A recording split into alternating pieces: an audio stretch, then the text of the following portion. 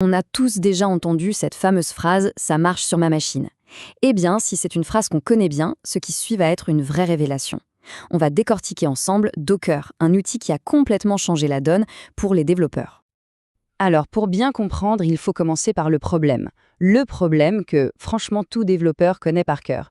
On passe des heures, parfois même des jours, à développer une appli.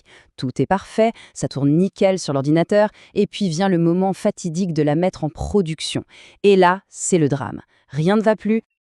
Et là, on se pose la question à 1 million.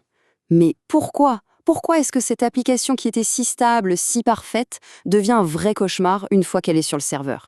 Eh bien, la réponse, elle est souvent beaucoup, beaucoup plus simple qu'on ne le pense. Alors, regardons un peu le tableau. D'un côté, on a la machine du développeur. C'est un environnement bien particulier, un système d'exploitation spécifique, des versions de bibliothèques bien précises, des configurations perso. Et de l'autre, on a le serveur de production, un monde complètement différent. Il suffit d'une toute petite différence de version, d'une dépendance qui manque, et paf, tout s'écroule. C'est exactement ce décalage qui est la source de pas mal de maux de tête. Mais alors, imaginez, si on pouvait mettre un point final à tout ce bazar, c'est pile à ce moment-là que Docker arrive. Un peu comme un super-héros. Il faut vraiment le voir comme ça. C'est la solution, super élégante, pour être sûr et certain qu'une application va fonctionner exactement de la même façon. Partout, tout le temps. Le cœur de Docker, vraiment son concept clé, c'est le conteneur. Alors un conteneur, qu'est-ce que c'est? Eh bien c'est simple. Imaginez une boîte standardisée qui contient l'application, mais aussi tout ce qu'il lui faut pour fonctionner. Je veux dire les bibliothèques, les outils, le code, absolument tout. Et le point qui change tout, c'est que c'est bien plus léger et rapide qu'une machine virtuelle classique. Ok, pour que ça devienne limpide, pour que ça fasse clic dans la tête, il n'y a rien de mieux qu'une bonne analogie.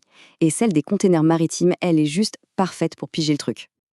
Alors imaginez, l'application, c'est une marchandise super précieuse. On ne va pas l'envoyer comme ça à l'air libre en espérant que tout se passe bien. Non, on la met dans un conteneur maritime, un de ces gros machins standardisés.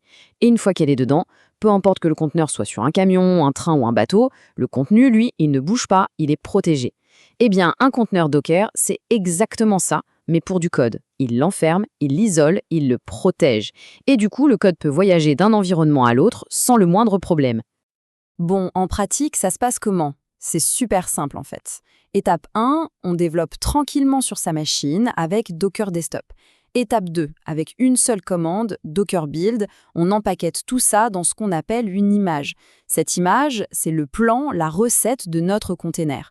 Troisième étape, cette image, on peut la partager, par exemple sur Docker Hub, c'est un peu comme un App Store, mais pour des containers. Et enfin, dernière étape, on prend ce container et on le déploie où on veut. Et on a la certitude, l'assurance totale, qu'il va marcher exactement de la même manière. Voilà, on a vu le comment, c'est assez clair. Maintenant, résumons le pourquoi. Quels sont, en gros, les 3 super pouvoirs de la containerisation avec Docker? Premièrement, l'universalité. On passe de « ça marche sur ma machine » à « ça marche partout ». Point. Deuxièmement, l'isolation. Chaque application est dans sa propre petite bulle, bien étanche. Ça veut dire qu'on peut en faire tourner plusieurs sur la même machine et elles ne se dérangeront jamais. Jamais. Et troisièmement, l'efficacité. Les déploiements sont super rapides et surtout, ils sont fiables. On sait à quoi s'attendre. C'est fini les sueurs froides au moment de mettre en production.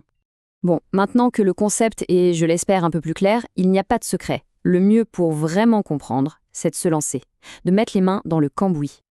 Et ce qui est génial, c'est que Docker est vraiment accessible. Il ne faut pas en avoir peur. La documentation officielle est pleine de super guides pour commencer, étape par étape. C'est la meilleure façon de dire adieu une bonne fois pour toutes à ces fichus problèmes d'environnement et de pouvoir enfin se concentrer sur le plus important, coder des trucs géniaux. Et pour finir, il y a une idée que je trouve vraiment puissante à retenir. C'est qu'avec des outils comme Docker, les barrières techniques, eh bien, elles tombent. La seule limite à un projet, ce n'est plus l'environnement, c'est l'imagination. Et ça, c'est plutôt inspirant. Allez, à très bientôt pour un nouveau décryptage.